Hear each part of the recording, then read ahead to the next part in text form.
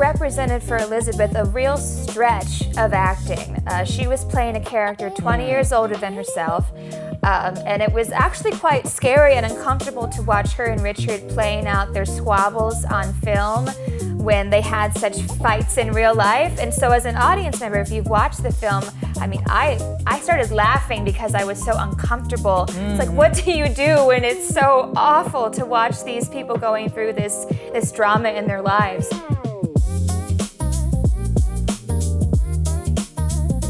Hi everyone, my name is Mark Wilson. I'm here with thescotsman.com, and today I'm joined with... Elizabeth Taylor. Yeah, I'm joined with Elizabeth Taylor, but your real name is? Kayla Boye.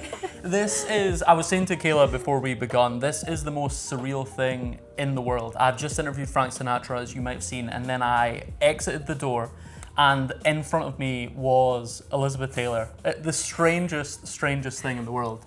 And you're not just dressed like Elizabeth Taylor for the kicks. You are actually doing a show at this year's Fringe. Do you want to talk about that? Absolutely, yes. I'm doing a show called Call Me Elizabeth, and it's being performed in Rep in two parts. Part one on odd number days and part two on even number days. Perfect. And for those that don't know what that means, because obviously there's a lot of people here that won't be like theatre people, what does in rep mean? Oh, it means in rotation. So you come back and you can see the next part after you've experienced the first one. Perfect. So you obviously have written the show. So as you say, there's two shows. So your preference would be that people see part one day, part two the following day or in a week? Or? Yeah, it flows really naturally together to see it back to back. Part one takes place from Elizabeth's childhood, her origin story, up to the filming of Cleopatra.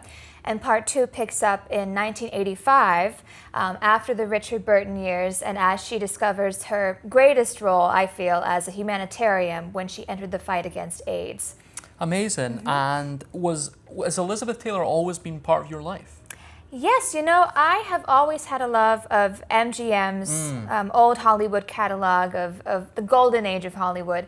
And Elizabeth came to me. I was 11 years old when I first watched National Velvet, which was how old she was when she made that film. Yeah. And then I couldn't stop watching her catalog, but then I discovered her wonderful work as an activist, and that really is her greatest legacy of helping people. She was one of the first celebrities to actually use her fame as a platform and to make a difference in the world. So I think that's honestly the message that keeps her star shining bright even today. Yeah, amazing. And you, as well as starring in the show as Elizabeth, you have sort of written the show yourself. What is it like writing a piece for yourself as an actor? Well, I have to say, if you mess up the words, it's your own fault. Yeah, that's true. But it is quite liberating because you can play to your strengths. Yeah. And it's the syntax of the way the words come out in sentence form should feel very natural to you when you're delivering them because it's your words as the writer. The challenge here is that I'm trying to use Elizabeth's voice and her words as well. So we end up meeting kind of halfway. Yeah. It's my voice as the writer, but I'm also very much trying to be true to her narrative and what she actually said.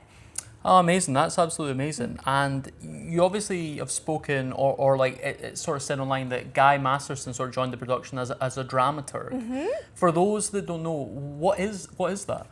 A dramaturg on a production team helps the writer stay true to the historical accuracy and helps elevate different moments of dramatic tension.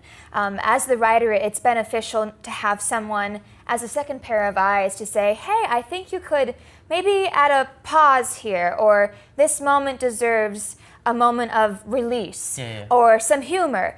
Guy was really fantastic in helping bring out the humor of Elizabeth. She was a very witty, bawdy personality, which you don't often see just from watching her films. Yeah, of course. But being related to her, he was Richard Burton's nephew, and Elizabeth's nephew then by marriage. Guy brought first-hand knowledge of the subject matter to the writing process. Yeah, so there's somewhat sort of like an audience member that gives you honest feedback that then you sort of like fold into the show. Absolutely. And just before we sort of head off, I just wanted to chat about Elizabeth Taylor, your fandom, for lack of a better term, of her. What is your favourite Elizabeth Taylor performance and why? I would have to say Martha in Who's Afraid of Virginia Woolf, because it represented for Elizabeth a real stretch of acting. She was playing a character 20 years older than herself, and it was actually quite scary and uncomfortable to watch her and Richard playing out their squabbles on film when they had such fights in real life. And so as an audience member, if you've watched the film, I mean, I started laughing because I was so uncomfortable. It's like, what do you do when it's so awful to watch these people going through this drama in their lives?